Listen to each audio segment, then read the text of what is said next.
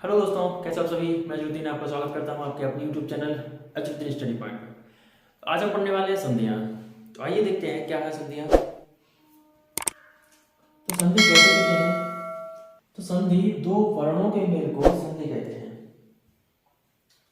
संधि कहते कैसे हैं? संधि होती है दो वर्णों के मेल को संधि कहते हैं। कि जब हम दो वर्णों को मिलाते हैं और जो नया वर्ण होता है उसको क्या कहते हैं? संधि।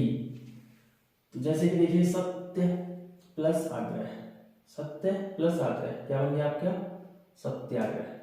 तो यहाँ हमने या को मिलाया इस वर्ण को और इस वर्ण को, तो कौन सा वर्ण बना दिया? बड़ा या बना दिया।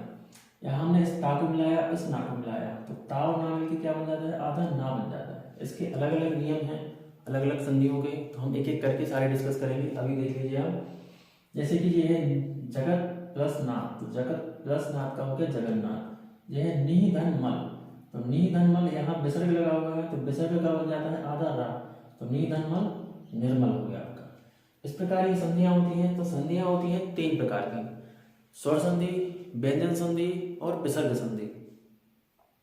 हर एक संधि के कुछ पार्ट्स होते हैं। तो आज हम पढ़ेंगे स्वर संधि। तो स्वर संधि के होते हैं 5 पार्ट। कौन कौन से होते हैं? यानी स्वर संधि के 5 प्रकार होते हैं: दीर्घ संधि, गुण संधि, वृद्धि संधि, यण संधि और अयादि संधि। ठीक है।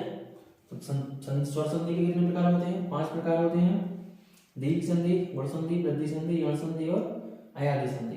अब हर एक संधि के कुछ नियम हैं, कुछ उसके अपवाद हैं। तो आइए एक एक नियम को देखते हैं। सबसे पहले हम पढ़ेंगे आज कौन सी? दीर्घ संधि। तो दीर्घ संधि क्या है?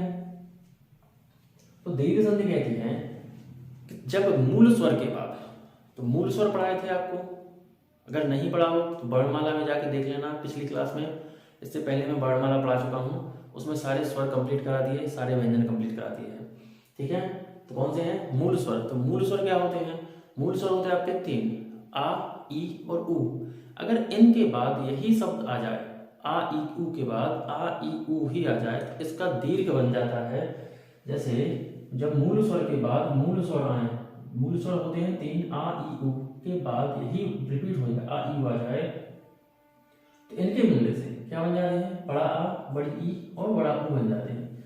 बस आपको यही ध्यान रखना है। कौन सा वर्ण बनेगा? सेम सेम वर्ण आएंगे। आ के बाद आ आएगा या बड़ा आ आएगा, बड़ा आ के बाद आ आएगा या बड़ा आ आएगा, ई के बाद ई आएगी और उ के बाद उ ही आएगा। तो इनके क्या बन जाने हैं? दीर्घ हो जाने हैं। इसके 3 नियम है या 3 पॉइंट है। पहला क्या है? अगर आ और आ के बाद आ आता है तो क्या बन जाना है उसका? बड़ा आ बन जाना है। जैसे वीर प्लस अंगना। अब इसको ध्यान से समझना, कौन सा वर्ण कहाँ आता है। हमें संधि करनी पड़ती है बीच से। तो वीर प्लस अंगना, अब ये है रा, तो रा के साथ क्या आया हुआ है? देखिए रा कैसे बनता है आपका, यहां देखिए रा कैसे बनेगा। तो रा में हलंत और आ, तो जितने भी व्यंजन होते हैं उसमें आ आपका रहता ही है। तो रा किससे मिलके बना? राधे रा और आ से मिलके, तो रा और आ, यहाँ आ आया और फिर इसके आगे क्या आया? आ। तो हमने इस आ को मिलाया और इस आ को मिलाया और क्या बना दिया? बड़ा आ। तो यहाँ देखिए, इस आ को मिलाया और इस आ को मिलाया, तो यहाँ क्या बना दिया? बड़ा आ। तो इस बड़ा आ यानी बड़ा आ की मात्रा बनती है। बड़ा आ नहीं लिखा जाएगा, बड़ा आ की मात्रा बनाई जाएगी। तो यहाँ बड़ा आ की मात्रा बनी, तो वीर प्लस अंगना क्या हो गया आपका? वीरांगना। इसी प्रकार यहाँ देखिए देव प्लस आगमन, तो देव प्लस आगमन, इसमें क्या है? देखिए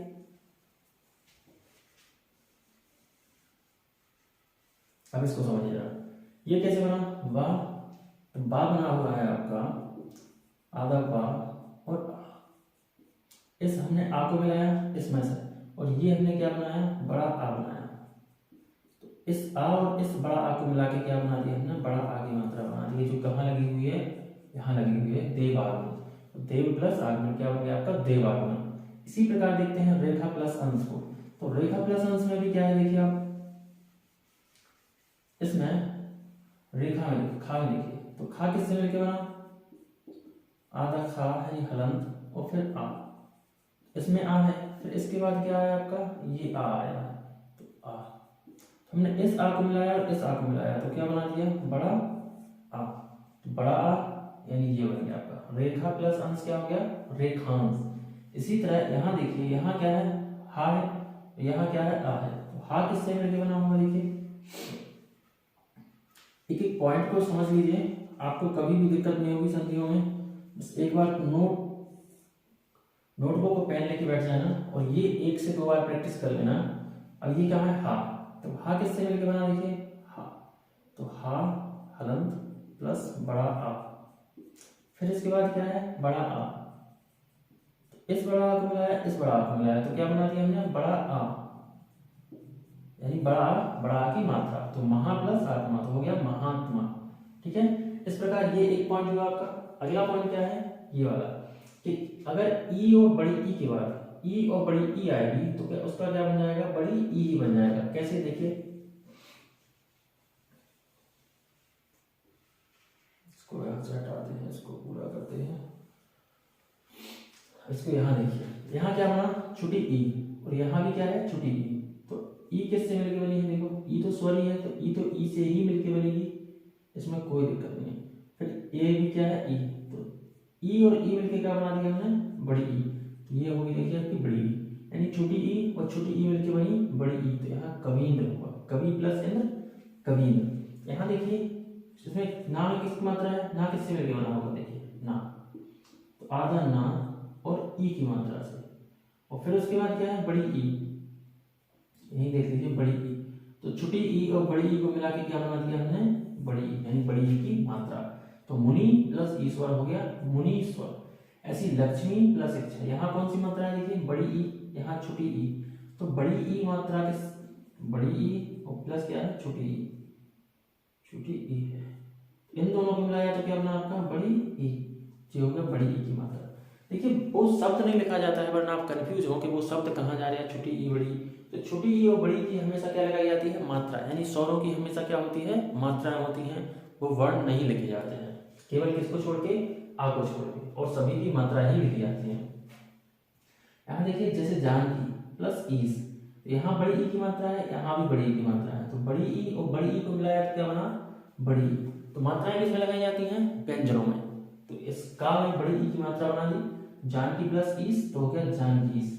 इसी प्रकार से तीसरा पॉइंट है आपका, कि अगर ऊ और बड़ा ऊ के बाद सेम वर्ड आता है, छोटा ऊ बड़ा ऊ, तो क्या बना देना उसका, बड़ा ऊ बना देना है। कैसे, देखिए यहाँ भानु प्लस उदय, तो यहाँ क्या है, छोटा ऊ, तो ना किससे मिलके बना, देखो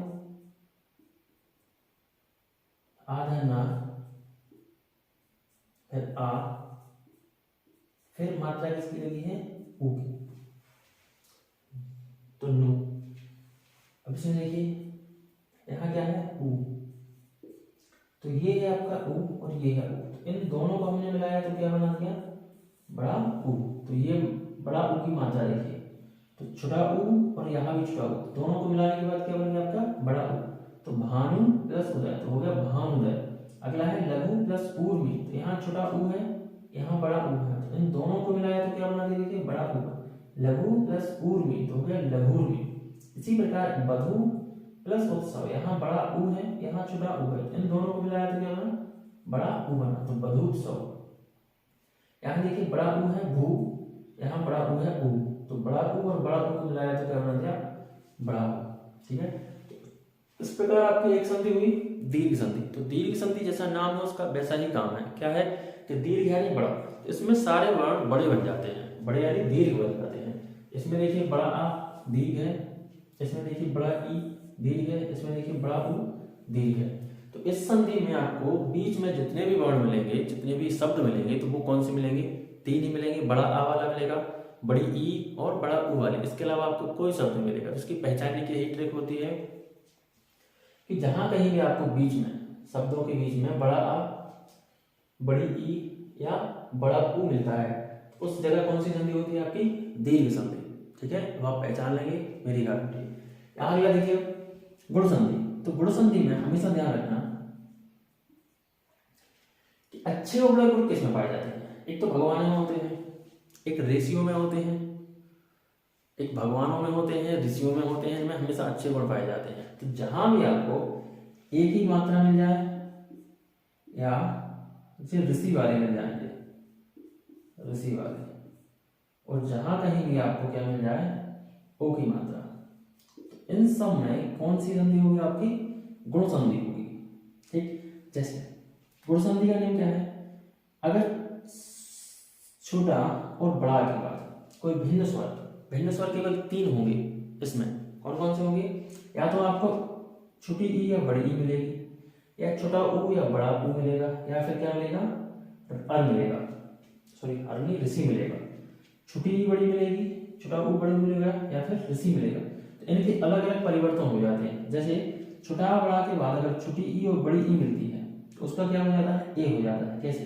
यहाँ देखिए, पुष्प प्लस इंद्र, पुष्प प्लस इंद्र।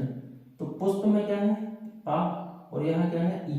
तो पा किससे मिलकर बना है? पा मिला हुआ है आपका आधा पा और आ, यानी आ। फिर इसके बाद क्या है? ई। तो अब देखिए, यहाँ आया, यहाँ ई आई, तो क्या बन गया? ए की मात्रा। ए की मात्रा ए नहीं लिखा जाता है, मैंने बताया अभी। जितने भी स्वर होते हैं उनकी हमेशा मात्राएं लगती हैं, तो यहाँ ए नहीं लिखा जाएगा, यहाँ ए की ये मात्रा लगाई जाएगी। तो पुष्प प्लस इंद्र, तो क्या बन गया आपका? पुष्पेंद्र। ऐसे इसको देखिए, कमल प्लस ईस, यहाँ ला, तो ला किससे मिलकर बना होगा? देखिए, ला मिलकर बना होगा आपका, ला किससे मिलकर बना है? तो आधा ला और आ, यहाँ आया, फिर यहाँ क्या आई? ई आई। इन दोनों को मिलाया तो क्या बना दिया? बड़ी ई। तो यहाँ सॉरी बड़ी ई क्या बनेगा? यहाँ ए बनेगा आपका। आ और ई के साथ क्या बना है? ए बनना है। तो आ और ई के साथ क्या बन गया? ए। इसकी मात्रा लगी कमलेश। यहाँ देखिए, महा प्लस इंद्र, तो महा प्लस इंद्र महेंद्र। यहाँ बड़ा आ आया, यहाँ ई आई, तो बड़ा आ और ई मिलकर क्या बन गई? ए की मात्रा।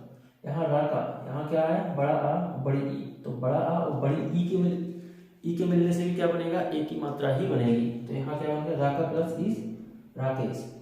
इस तरीके से अगला पॉइंट है आपका कि अगर छोटा आ या बड़ा आ के बाद छोटा ऊ या बड़ा ऊ आता है तो उसका क्या बनना है आपका? ऊ बन जाना है। कैसे? वीर प्लस उचित। तो देखिए, यहाँ रा आया, रा के साथ क्या होगा? आ होगा। यहाँ क्या है? ऊ, यानी आ और ऊ मिलके क्या बना गया? ओ बना दिया। तो वीर प्लस उचित, तो वीर उचित। देखिए, ये ओ की मात्रा। यहाँ देखिए, जल प्लस ऊर्मी, यहाँ ला किससे मिलके बना? आ से।